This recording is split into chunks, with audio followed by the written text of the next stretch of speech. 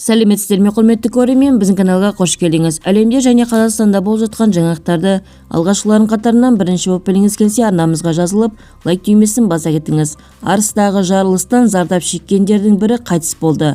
Арыста газ баллоны жарылып, ауруханаға түскен 2 адамның біреуі көз жұмды. Арыста газ баллоны жарылып, ауруханаға түскен 2 адамның біреуі көз жұмды деп хабарлайды Айқын.кз отырар.кз-ке сілтеме жасап. Бұған дейін термиялық күйік шалған 2 қызметкер ауыр халде ауруханаға жеткізілгенін хабарлаған едік.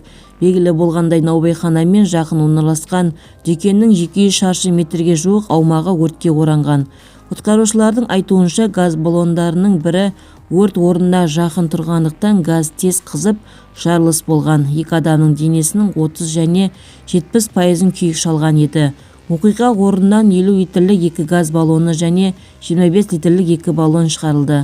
Толығырақ төмендегі сайтымыздан көре аласыздар. Егер де біздің видеолық ұнаса, подписаться және бір ғана лайк түймесін бас көтерулеріңізді сұраймыз.